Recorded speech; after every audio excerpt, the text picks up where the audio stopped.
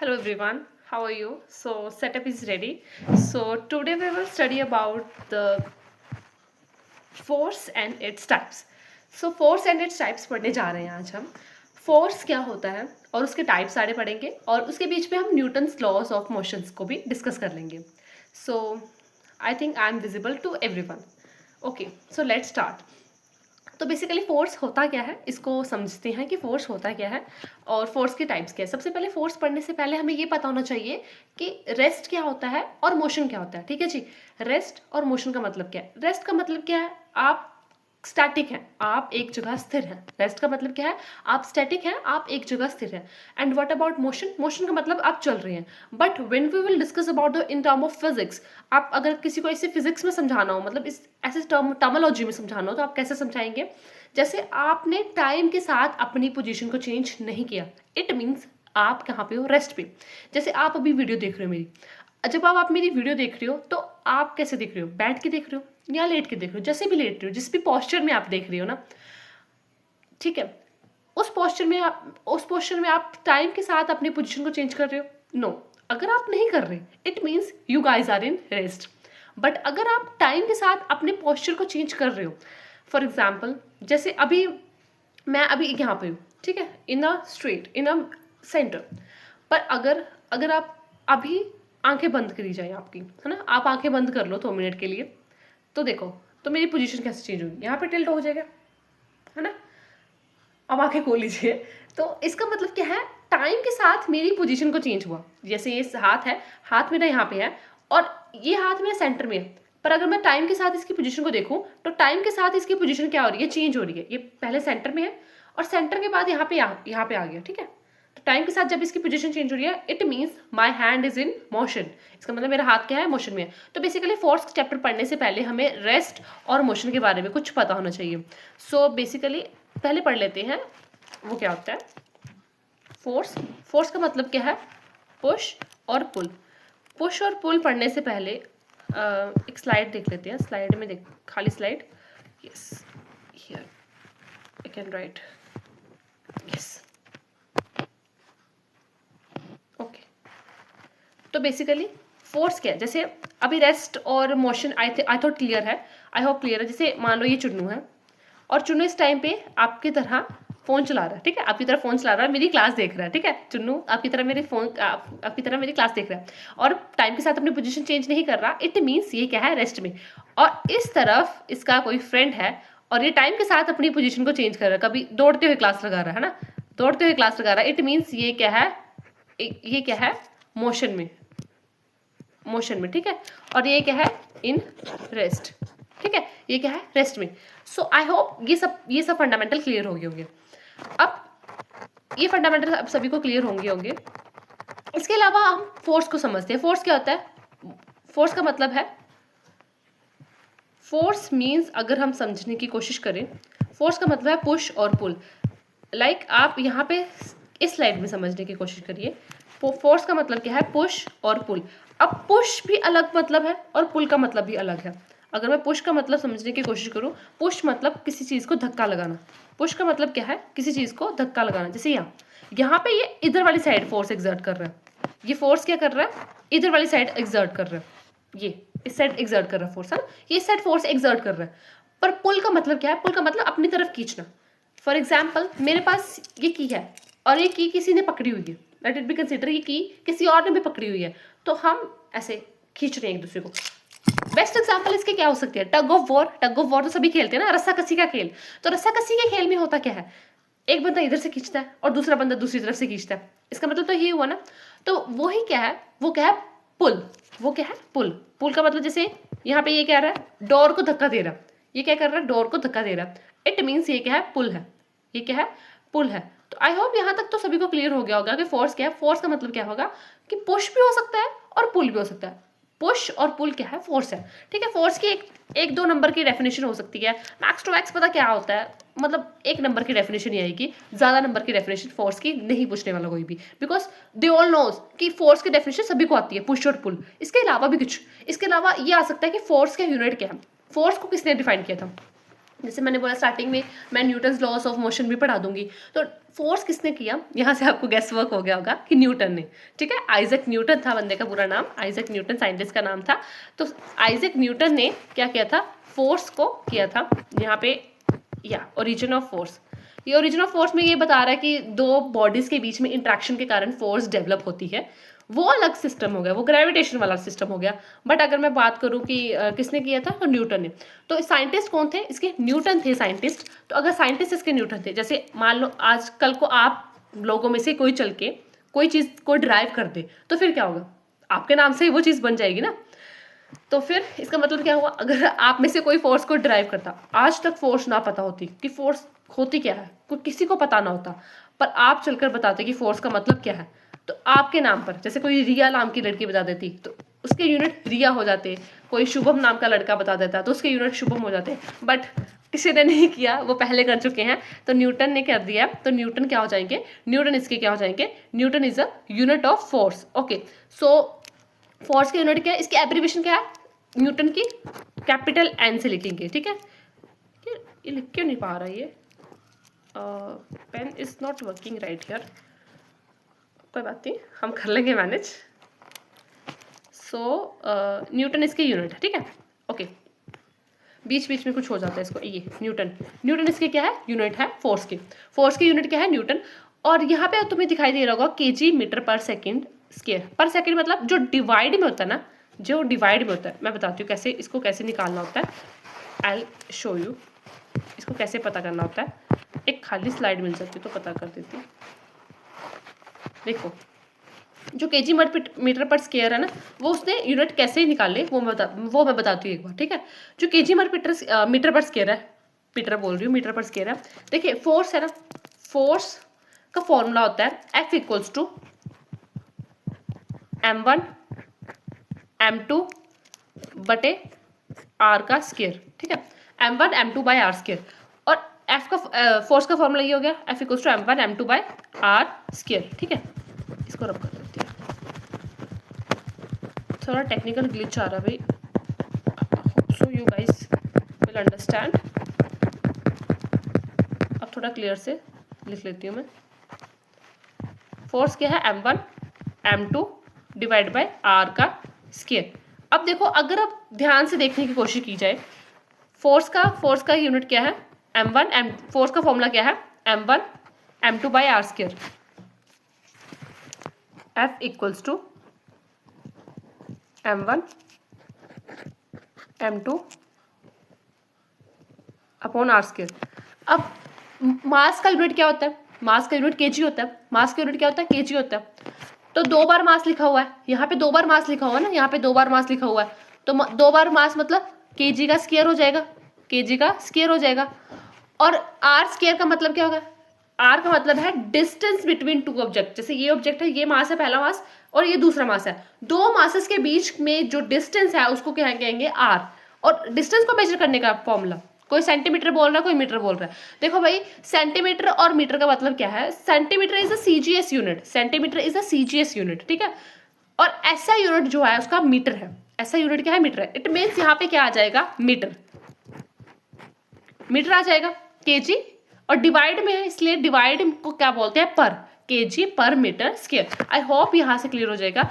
और ये पता क्या है, ये 1-2 मार्क्स में आ जाएगा, आपको ज़्यादा मार्क्स में नहीं आएगा, ये 1-2 मार्क्स में हो जाएगा, ज़्यादा मार्क्स में पूछने वाला भी नहीं है। अब मैंने बोला ना स्टार्टिंग में इज लाइक रेस्ट और मोशन को पढ़ाने के लिए, बस फोर्स चैप्टर को एकदम अंडरस्टैंड करवाने के लिए रेस्ट और मोशन पढ़ाया जाता है।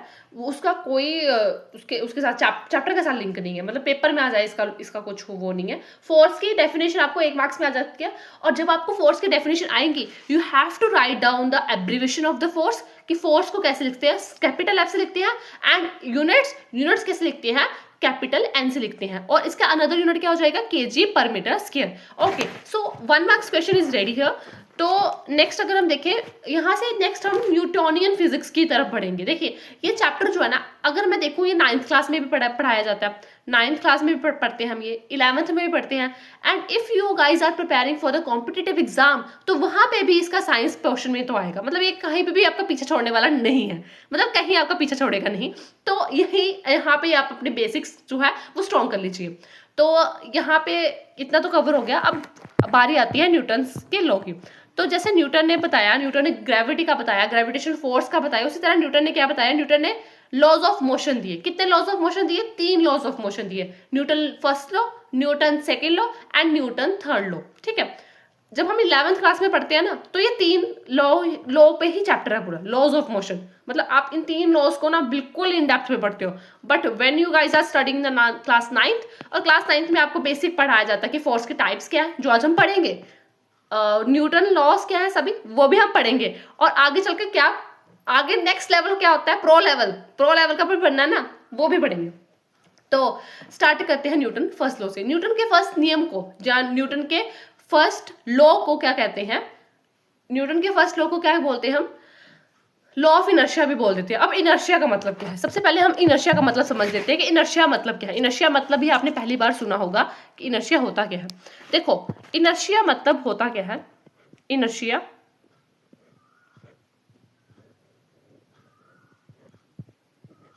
इनर्शिया पेन से थोड़ी दिक्कत हो रही है, कोई बात नहीं, नेक्स्ट वीडियो में we will definitely remove this, इसको खत्म ही कर देंगे।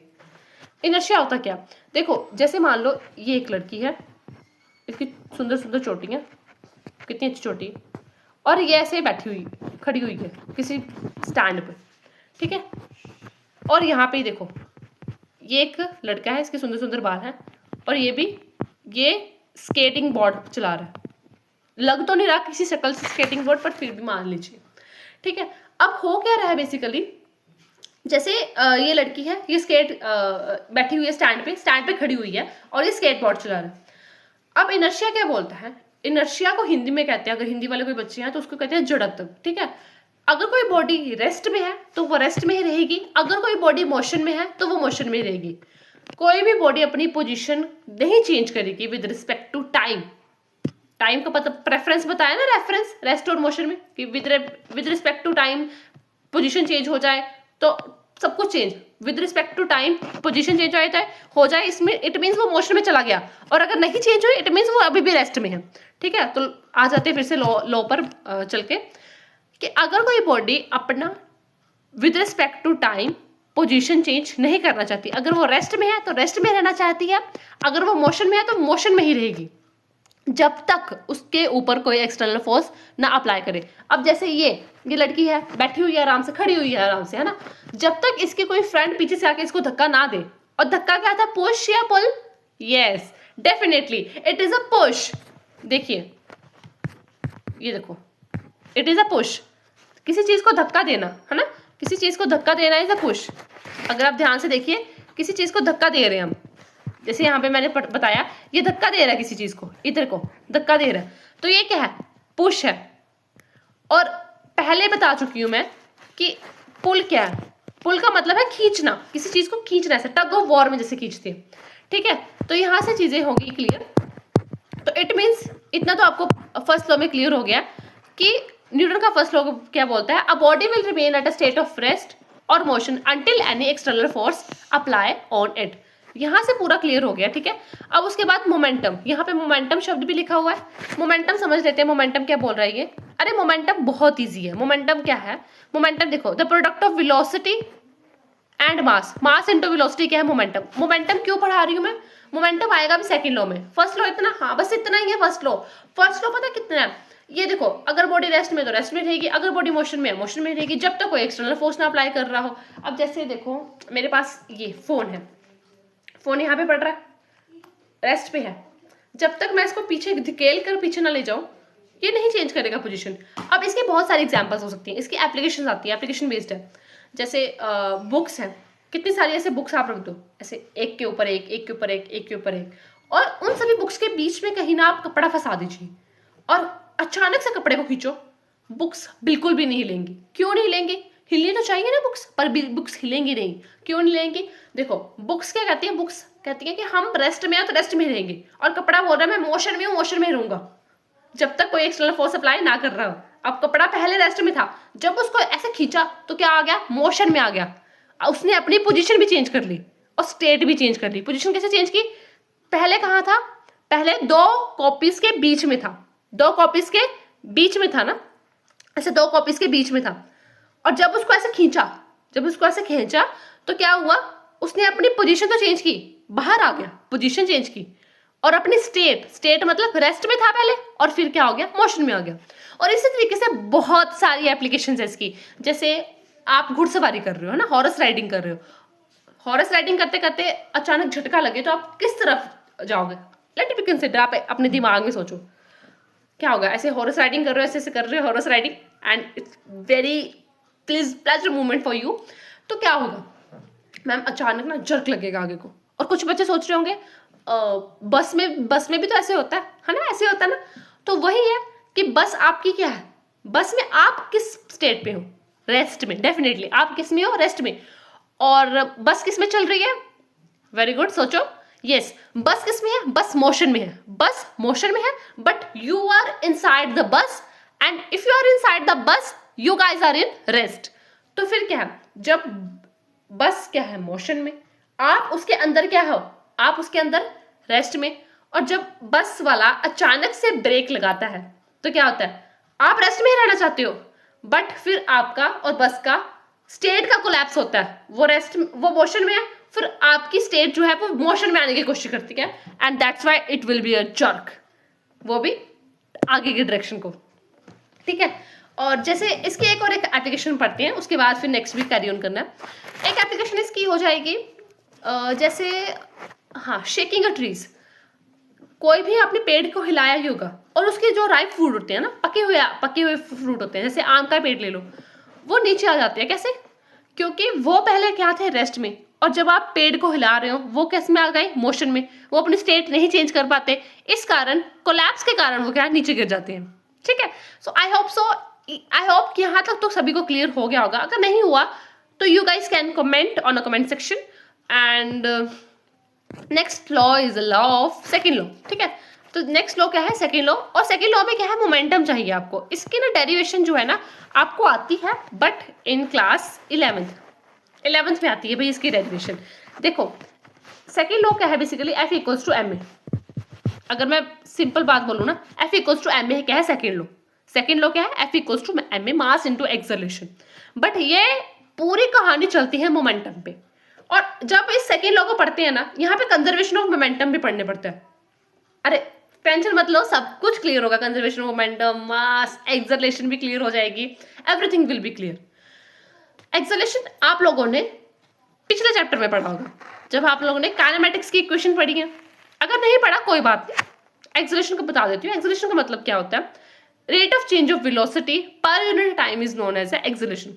जब आप अपनी वेलोसिटी, मतलब जब देखो सिंपल भाषा में अगर समझाने की कोशिश करूं, जब आप टाइम के साथ अपनी स्पीड को चेंज करते हो ना, जैसे आप बाइक में हो, बाइक में क्या आप 40 की स्पीड में चलते हो, 60 की स्पीड पे चलते हो, ऐसा तो ना। आगे गड्ढे भी आते हैं, कई बार आगे कई बार बिल्ली आ जाती है, कुछ आ जाता है, फिर आपको रोकना पड़ता है। ट्रैफिक में क्या होता है? आप कई बार स्पीड ज्यादा होती है, कई बार कम होती है। तो टाइम के साथ ये थोड़ा टाइम कांस्टेंट ही है। 4 बजे है तो 15 मिनट बाद भी 4 ही बजे होंगे, ऐसा तो नहीं है ना। टाइम भी चेंज हो रहा है, टाइम के साथ आपकी वेलोसिटी भी चेंज हो रही है। तो उसको क्या कहेंगे? उस चीज को क्या कहेंगे? एक्सेलरेशन कहेंगे। बस इसे एक्सेलरेशन कहते हैं। और जब आप टाइम के साथ अपनी वेलोसिटी को घटा रहे होते हो, है ना, इसका ही भाई है।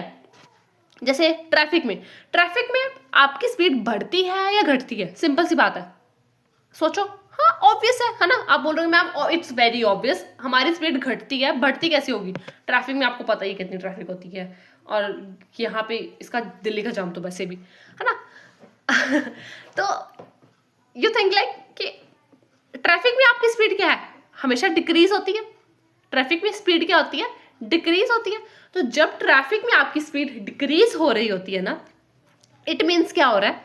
आप एक्सेलरेशन मोड में नहीं हो, आप रिटार्डेशन मोड में हो, है ना। जब वेलोसिटी क्या है? बढ़ रही है, इट मीन्स आप एक्सेलरेशन कर रहे हो, और जब वेलोसिटी घट रही है इट मीन्स आप रिटार्डेशन में हो। और यहाँ पे सेकंड लॉ क्या बोल रहा है, मास इनटू एक्सेलरेशन। और याद रखने का तरीका माँ है ना, आपकी माँ और ये फिजिक्स की माँ। सेकंड लॉ क्या है, फिजिक्स की माँ, मास इनटू एक्सेलरेशन। ठीक है, ये याद हो गया, मास इनटू एक्सेलरेशन।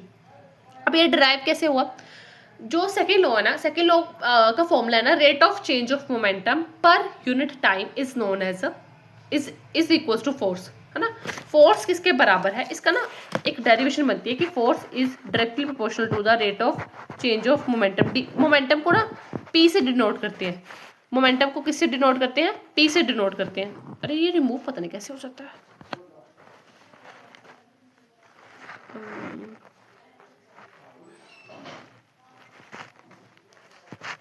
लिख ही लेती हूँ मैं, रुक जाओ। F equals to M A की डेरिवेशन कर रहे हैं, ठीक है। तो एफ जो डायरेक्टली प्रोपोर्शनल है डीपी बाई डी के, डीपी बाई डी के प्रोपोर्शनल है। और पी का फॉर्मूला भी बताया मैंने, क्या है, मास इंटू वेलोसिटी। और जब अभी मास इंटू वेलोसिटी है तो मास तो इधर ही रहेगा, अब यहाँ पे देख लो यार, मास तो यही रहेगा। जब v का dv बाई dt करोगे ना तो it will be your acceleration, ये एक्सेलरेशन के बराबर आ जाएगा। ठीक है, मुझे पता है बहुत गंदगी मच गई है, बट सही हो जाएगा, कुछ नहीं, ऑल ओके। ठीक है, तो ये ना लिख, यहाँ से ना पेन से लिख नहीं पा रही मैं इतना खास, क्योंकि देखो बताती हूँ, लिखा नहीं जा रहा है इतना खास, लिखा नहीं। देखो एम वी पता नहीं अचानक से ऐसे, कोई बात नहीं, हम एडजस्ट कर लेंगे। ठीक है, अब उसके बाद क्या होगा, अब उसके बाद देखो न्यूटन का सेकंड लॉ, यहाँ पे देखो सेम वही डेरिवेशन जो मैंने बताई आपको कि मोमेंटम क्या है, v बाई डी टी ना, तो वही चीज आ जाएगी यहाँ पे। Okay, so here you can write down it as, अब पेपर में आपको आ जाता है फोर्स और मोमेंटम के बीच में डिफरेंस। आप सोच रहे हो पता नहीं क्या ही डिफरेंस है, बड़ा इजी है डिफरेंस, बहुत इजी। देखो सबसे पहले तो मेन पता क्या होता है, आप कोई भी डिफरेंस कर रहे हो, अगर आपको नहीं भी आता, how you can attempt in your papers, it will be very easy, I explain you. देखो मान लो आपको मास और वेट के बीच में डिफरेंस आ गया, इसी चैप्टर का वो हम नेक्स्ट वीडियो में सेशन में डिस्कस करेंगे, पर अभी जो फिलहाल डिस्कस कर रहे हैं, देखो एक तो आप उसका मैथमेटिकल फॉर्मुलेशन लिख लिया करो डिफरेंस में, बिकॉज दोनों का अलग होगा तभी तो डिफरेंस डाला, एक मैथमेटिकल फॉर्मुलेशन और एक उसकी डेफिनेशन हो जाएगी, और एक जो उसका मेन कॉज मतलब इसके बीच में क्या आ रहा है, जैसे F equals to M A, force का फॉर्मूला क्या है, मास इंटू एक्सेलरेशन है ना फोर्स का फॉर्मूला, और मोमेंटम का भी सब आप लोगों ने पढ़ लिया, प्रोडक्ट इंटू मास इंटू, हाँ शाबाश, mass into velocity, mass into velocity पढ़ा, तो मास इंटू वेलोसिटी पढ़ा, और इधर मास इंटू एक्सेलरेशन पढ़ा फोर्स का, तो मास तो दोनों में कॉमन है, इसका मतलब वो डिफरेंस में नहीं क्या आएगा, वो सिमिलैरिटीज वाले क्वेश्चन में आएगा। इसका मतलब यहाँ पे जो फोर्स डिपेंड कर रही है वो एक्सेलरेशन पर कर रही है, और दूसरी तरफ जो फोर्स डिपेंड कर रही है वो किसकी, सॉरी मोमेंटम किसकी तरफ डिपेंड कर रहा है, वो वेलोसिटी पर डिपेंड कर रहा है। ये भी एक हो गया। देखो 4 पॉइंट तो मैंने इधर ही गिना दिए और 4 ही पॉइंट लिखे हुए हैं यहाँ पे। तो इस तरीके से you can attempt any difference question, कोई भी डिफरेंस क्वेश्चन अटेम्प्ट कर सकते हो आप, बस घबराना नहीं होता। एंड हियर यहाँ पे ये जो क्वेश्चंस लिखे हुए हैं ना, ये जो भी क्वेश्चंस लिखे हुए हैं, these all questions are related to which thing, देखो मैं बताती हूँ, ये जो सारे क्वेश्चन लिखे हुए हैं ना, ये सारे क्वेश्चन जो लिखे हुए हैं, ये सारे क्वेश्चन लिखे हुए हैं, इसका मैं रेलेवेंस बताती हूँ। ये कंसेप्चुअल क्वेश्चन में आ जाएंगे। जैसे कोई फील्डर है, आपने देखा ही होगा है ना, किसी भी फील्डर की, अभी मैं क्रिकेट इतनी देखती नहीं हूँ, मुझे बुमराह का पता है इतना, पता नहीं फील्डर है क्या, इतना पता है वो, हाँ विकेट वही लेता है, हाँ इतना पता विकेट वो लेता है। तो वो देखो जब मान लो वो फील्डिंग करेगा, तो फील्डिंग के लिए वो क्या करता है, ऐसे फटाफट से बॉल को कैच कर लेता है, जैसे बॉल आई और फटाफट से कैच कर लेगा, नहीं ऐसे पीछे को होकर बॉल कैच करेगा। चाहे तो आज वीडियो देखना कोई भी, और थोड़ी देर के लिए देखना, ऐसे उसको क्रिकेट में देखते रहना, ऐसे कैच करता है। उसका मतलब क्या है, वो मोमेंटम को कम करने की कोशिश करता है, हाँ वो मोमेंटम को कम करने की कोशिश करता है। और ये सारे जो होते हैं ना, ये सारे कंसेप्चुअल क्वेश्चन इसी में इंक्लूड हो जाएंगे। ओके, तो ये कंसेप्चुअल क्वेश्चन हो गए। अब उसके बाद आपका आ जाएगा Newton's third law. Newton third law बहुत ईजी है, बहुत इंटरेस्टिंग। न्यूटन थर्ड लॉ क्या, every action has equal and opposite direction. वो गांधी जी वाली फिलोसफी याद है सभी को, कोई एक मारे तो दूसरी गाल आगे नहीं करना, दूसरे खिंचा के मारनी ऐसे मत कहना मैम ने बोला ऐसे करना। देखिए इट्स वेरी सिंपल, कोई भी कर सकता है, कहीं मारने वाले काम नहीं, मतलब थर्ड लोग कोई वैसे भी समझ सकता है कि every reaction has equal and opposite reaction. देखिए कुएं में से ये मैंने खुद से डिस्क्राइब किया कि कुएं में से जैसे आवाज निकालोगे वो वैसी आएगी वापस, है ना। तो ये न्यूटन थर्ड लॉ ही है, ऐसे समझ सकते हो कि every reaction has equal and opposite reaction. इसका मतलब क्या है, इसको आप अगर समझना हो ना तो ऐसे समझ सकते हो कि every reaction has equal and opposite reaction, मतलब F1 equals to minus of F2। अब माइनस का मतलब क्या है, माइनस का मतलब है ऑपोजिट। माइनस का मतलब क्या होता है, ऑपोजिट, वो भी क्या, रिएक्शन। ऑपोजिट रिएक्शन को क्या कहते हैं, माइनस कहेंगे। ऑपोजिट रिएक्शन को क्या कहेंगे, माइनस कहेंगे। Every reaction has equal and opposite reaction. और इसके कुछ क्वेश्चंस हो सकते हैं, जैसे ये तो सारे ना इम्पल्स को रिलेटेड, इम्पल्स मैं नेक्स्ट वीडियो में डिस्कस कर दूंगी। और ये स्लाइड भाई फोर्स की आ गई। अच्छा अब आ जाओ types of force, very easy. अब यहाँ पे इनर्शिया वगैरह भी कंप्लीट कर लिया। देखो न्यूटन के तीनों नियम हो गए, फर्स्ट लॉ भी हो गया, सेकंड लॉ भी हो गया, थर्ड लॉ भी हो गया। अब किसी में भी डाउट होगा तो बता देना मेरे को, I will definitely address it. Type of forces, type of forces में क्या है, दो प्रकार की फोर्सेस होती है। सबसे पहले कॉन्टैक्ट फोर्सेस और दूसरी क्या होती है, नॉन कॉन्टैक्ट फोर्सेस। नाम से क्लियर है, कॉन्टैक्ट मतलब, नाम से क्लियर है, कॉन्टैक्ट मतलब कॉन्टैक्ट होना, और नॉन कॉन्टैक्ट का मतलब कोई कॉन्टैक्ट नहीं है, नो कॉन्टैक्ट। मतलब यह इसका मतलब क्या है, कॉन्टैक्ट, इसका मतलब क्या है, कोई कॉन्टैक्ट नहीं है। ये क्या समझा रहे हो, देखो इट्स वेरी क्लियर। कॉन्टैक्ट का मतलब है जहां पे आपके, जहां पे फोर्स जो है, जैसे वहां भी आपको, जब आपने पढ़ा कि आप पुश कर रहे हो, जैसे आप दरवाजे को धक्का दे रहे हो, पुल कर रहे हो ना, दरवाजे को ऐसे खींच रहे हो, या दरवाजे को पुश कर रहे हो। जब आप दरवाजे को पुश कर रहे हो तो आप दरवाजे के ऊपर हाथ लगाया, आपने टच किया हुआ है, और टच करके ही फोर्स लगा रहे हो ना, इट मीन्स वो कॉन्टैक्ट फोर्स है। नॉन कॉन्टैक्ट में बिना टच किए, बिना फिजिकल कॉन्टैक्ट बनाए आप फोर्स अप्लाई कर रहे हो। सोचो कैसे हो सकती है वो, मैंने नॉन कॉन्टैक्ट छुपा दी है, अब अपने सोचना है खुद। देखो कॉन्टैक्ट में तो कोई भी सोच सकता है, जैसे बॉयज जिम जाते हैं, गर्ल्स भी जाती हैं, आजकल तो सभी जाते हैं, जिम जाते हैं, एक्सरसाइज करते हैं, है ना, सभी एक्सरसाइज करते हैं, जिम जाते हैं, सभी करते हैं ना।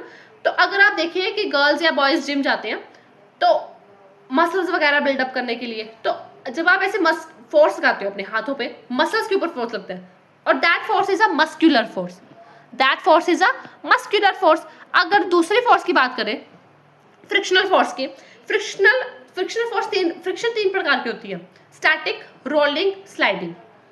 ये हम फ्रिक्शन चैप्टर में पढ़ेंगे, पर फिलहाल आपकी नॉलेज के लिए बता रही हूँ कि स्टैटिक, रोलिंग एंड स्लाइडिंग तीन प्रकार की फ्रिक्शन होती है।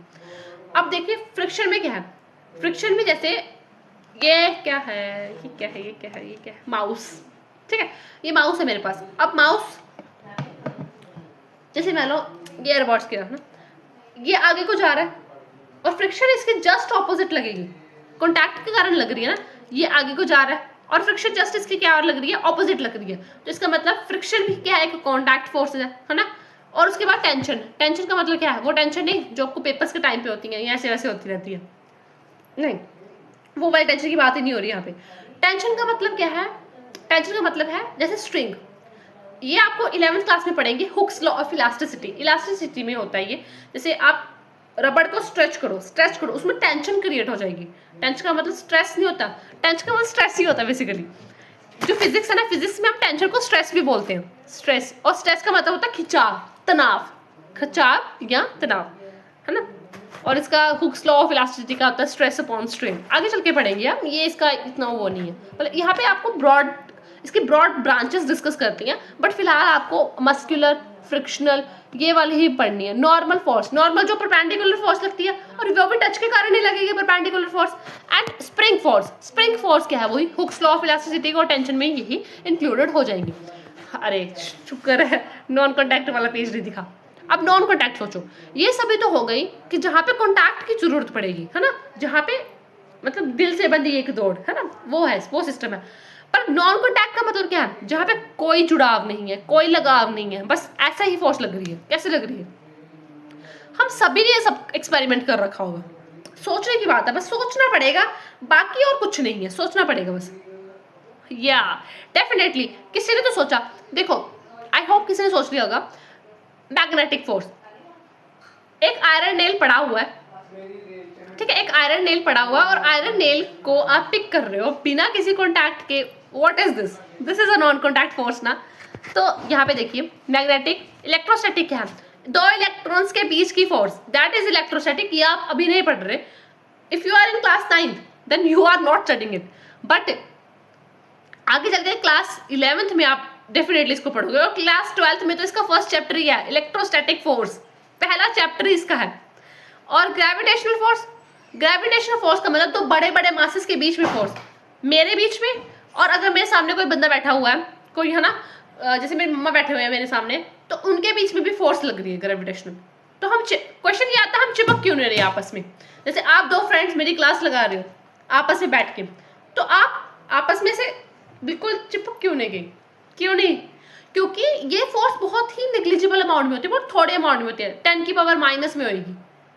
ठीक है, अगर मैं उसकी बात करूँ मैग्नेटिक की, वो स्ट्रॉन्ग होगी, मैग्नेटिक से भी ज्यादा स्ट्रॉन्ग इलेक्ट्रोस्टैटिक होगी, और इलेक्ट्रोस्टैटिक से भी ज्यादा क्या होगी? न्यूक्लियर फोर्स स्ट्रॉन्ग होगी। न्यूक्लियर भी इसमें आ जाएगी, मैंने लिखा नहीं है बट न्यूक्लियर भी इसमें आएगी। ठीक है, देखो कॉन्टैक्ट फोर्सेस का सभी लिख दिया, कॉन्टैक्ट, नॉन कॉन्टैक्ट फोर्सेस, और यहाँ पे सभी उसकी एग्जांपल्स दे रहे हैं। तो एग्जांपल्स तो वही होगी, यहाँ पे देखो पुल की एग्जांपल दे रहे हैं, यहाँ पे मैग्नेट की एग्जांपल दे रहे हैं, है ना, यहाँ पे मैग्नेट की एग्जांपल दे रहे हैं, एग्जांपल तो वही है। देखो हमने यही इसी फ्लो चार्ट में सब कुछ समझ लिया और वो वही है। देखो यहाँ पे क्या बोल रहा है,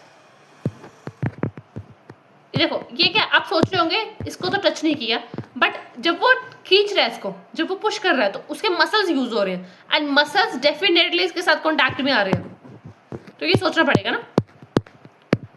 and this is electrostatic force. Electrostatic force देखो ये क्या कर रहा है, कभी एक्सपेरिमेंट कर रखा होगा आपने, जब आपने क्या किया होगा, आपने स्केल दिया होगा और आपके ड्राई बाल होंगे, स्केल को ड्राई बालों में स्केल को ऐसे ऐसे रब करना, और नीचे ना ऐसे नीचे रखना, ऐसे नीचे ऐसे ऐसे करना, तो छोटे छोटे पार्टिकल स्केल के बीच में आ जाएंगे। क्यों आएंगे? वो स्टैटिक इलेक्ट्रिसिटी के कारण आते हैं, वो स्टैटिक चार्ज क्रिएट हो जाता है, फिर उस पर इंडक्शन भी पढ़ेंगे, कंडक्शन भी पढ़ेंगे, क्यों सेल्फ इंडक्शन कैसे हो जाएगा, ये सब 11th का, सब 11th का है। आगे ग्रेविटेशनल फोर्स, ये भी पढ़ रखा है ग्रेविटेशनल फोर्स। तो finally it's a revision time. समझते हैं कि रिवीजन कैसे करेंगे, कैसे करेंगे नहीं, आपने ही रिकैप करना भाई। तो इट्स अ रिकैप मूड। तो भाई सबसे पहले हमने क्या पढ़ा? सबसे पहले firstly we discuss about Newton's law, नहीं फोर्स पढ़ा हमने, है ना। सबसे पहले हमने क्या पढ़ा? फोर्स। सबसे पहले हमने क्या पढ़ा? फोर्स पढ़ा। तो अगर सबसे पहले हमने फोर्स पढ़ा, तो फोर्स में कोई बताएगा कि हमने क्या क्या पढ़ा? सोच के बताना प्लीज। यस, डेफिनेशंस पढ़ी फोर्स की, उसके एब्रिविएशन पढ़े, उसके ऐसे यूनिट पढ़े, उसके बाद अगर क्वेश्चन में आएगा तो आप इसके टाइप्स वगैरह भी एक्सप्लेन कर देना, और टाइप्स वगैरह एक्सप्लेन करने के बाद बस इतना ही है फोर्स। उसके बाद जो न्यूटन्स लॉज ऑफ मोशन है वो न्यूटोनियन फिजिक्स के अंदर आ जाएगा, कि न्यूटन्स ने 3 लॉज ऑफ मोशन दिए, first law, second law, third law. हाँ, ये हमने नेक्स्ट में पढ़ा, एंड से नेक्स्ट और नेक्स्ट से न्यूटन लॉ ही पढ़े हमने, है ना। नेक्स्ट से क्या पढ़े? नेक्स्ट से क्या पढ़े हमने? नेक्स्ट से न्यूटन लॉ ही पढ़े। और third finally we conclude this chapter with a numerical. एक न्यूमेरिकल के साथ कंक्लूड करने की कोशिश करेंगे। मेरे अकॉर्डिंग आपको ये चैप्टर डेफिनेटली इजी लगा होगा, है ना, इजी लगा होगा ये चैप्टर। अब देखना कि ये चैप्टर में कुछ डिफिकल्ट नहीं है, बस ऐसे ही पढ़ना है, ठीक है। अब एक न्यूमेरिकल करते हैं, ठीक है, एक न्यूमेरिकल करते हैं। रुक जाओ, मैं न्यूमेरिकल देती हूँ। ये न्यूटन है, ये रियल फोटो है न्यूटन की। तो ये इस न्यूमेरिकल में आप क्या समझ रहे हो? एक ब्लॉक है, एक ब्लॉक है, ठीक है ऐसा, और उसके ऊपर कोई भी फोर्स लगा रहा है, मान लो आप ही लगा रहे हो, और वो ब्लॉक कितने केजी का है? 5 केजी का है, ठीक है, और उसके ऊपर 20 न्यूटन की फोर्स लग रही है। अब सोचो इसमें कौन सा फॉर्मूला आपका अप्लाई होगा, कि एक ब्लॉक है और ब्लॉक का आपको मास भी दे दिया और फोर्स भी दे दी, और यहाँ पे आपको क्या निकालना है? आपको एक्सेलरेशन निकालनी है। सोचो कौन सा formula? You have definitely find it. आपको क्या निकालनी है? आपको एक्सेलरेशन निकालनी है, आपको एक्सेलरेशन निकालनी है। निकालो निकालो।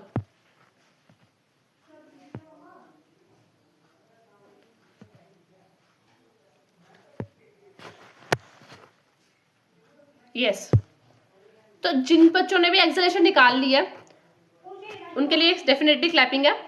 और जिन्होंने नहीं निकाली मैं उनको बता देती हूँ, F इक्वल्स टू ma वाला फॉर्मूला लगेगा। फोर्स कितनी दे रखी है 20 न्यूटन और मास कितना दे रखा है आपको 5।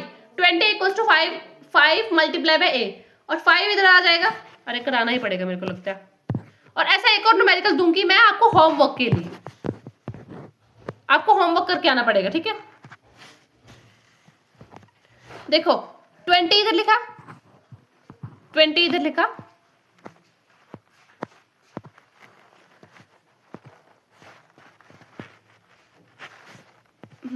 ट्वेंटी इधर लिखा और इधर लिखा 5 और इधर मल्टीप्लाई में क्या लिखा एक्सेलरेशन। इधर मल्टीप्लाई में क्या लिखा, बोलो बोलो, इधर मल्टीप्लाई में क्या लिखा एक्सेलरेशन। अब देखना इधर मल्टीप्लाई में क्या है एक्सेलरेशन। अब तुम्हें इतना तो आता ही है ना, कितना इजी था यार ये, कितना इजी था। 20 डिवाइड बाय 5 हो जाएगा और इधर एक्सेलरेशन आ जाएगा और 5 4 का 20, वेरी इजी। बस इसमें ये पूछते तुम मुझसे कि मैम एक्सेलरेशन का यूनिट क्या लिखेंगे, ये पूछना था मुझसे क्वेश्चन कि मैम एक्सेलरेशन का यूनिट क्या लिखेंगे। तो एक्सेलरेशन का यूनिट में होगा, क्या होगा, वेलोसिटी डिवाइड बाय टाइम था, वेलोसिटी डिवाइड बाय टाइम था। और वेलोसिटी का यूनिट क्या था, बोलो, टाइम का तो सेकंड होता है ना, वेलोसिटी का यूनिट क्या होता है, बोलो बोलो। वेलोसिटी का यूनिट होता है मीटर पर सेकेंड। कैसे, वो मैं बताती हूँ, रुक जाओ मैं सारा एक्सप्लेन करती हूँ इसका। वेलोसिटी का यूनिट सारा एक्सप्लेन करती हूँ, रुक जाओ थोड़ा टाइम दे दो। ये हाँ, वेलोसिटी का फॉर्मूला क्या हो जाएगा, ये देखो यहाँ से अगर मैं क्लियर करने की कोशिश करूँ, velocity is equal to distance upon time. Distance नहीं, डिस्प्लेसमेंट होता है, ये भी हमने न्यूटोनियन फिजिक्स में पढ़ेंगे, ठीक है। न्यूटोनियन फिजिक्स में हम मतलब आगे जो काइनेमेटिक्स की इक्वेशन है वहां पे क्लियर करेंगे। और वेलोसिटी डिस्प्लेसमेंट का यूनिट क्या होता है मीटर और टाइम का सेकंड। तो यहाँ पे क्या हो जाएगा, मीटर पर सेकंड ही होगा ना, मीटर पर सेकंड ही होगा। और एक सेकंड पहले भी था क्योंकि एक्सेलरेशन का फाइंड आउट कर रहे थे, तो फिर ये क्या हो जाएगा मीटर पर सेकंड स्क्वायर, ठीक है। और यहाँ से आपका ये चैप्टर होता है खत्म। खत्म तो नहीं कह सकते, थोड़ी इंट्रोडक्शन होगी इसकी, मतलब आपने इस चैप्टर में क्या क्या पढ़ा। टाइप्स ऑल डन, ये टाइप्स नहीं फिर से कराऊंगी मैं। हाँ, न्यूटन के first law, second law, third law की एप्लीकेशन बेस्ड कंसेप्चुअल क्वेश्चन की नेक्स्ट वीडियो डेफिनेटली डाल दूंगी। कंसेप्चुअल बेस्ड क्वेश्चन की आ जाएगी एंड न्यूमेरिकल बेस्ड एप्लीकेशन की आ जाएगी, न्यूमेरिकल बेस्ड। बस यहाँ से आपको एक ओवरव्यू पता चल गया कि इस चैप्टर में बेसिकली पढ़ना क्या है आपको और क्या क्या है, ठीक है। अगर आपने क्विक रिकैप करना है तो आप इस वीडियो को डेफिनेटली देख सकते हो because it's very very easy. Okay, hope so you guys will definitely enjoy this. Okay, bye bye. Hi.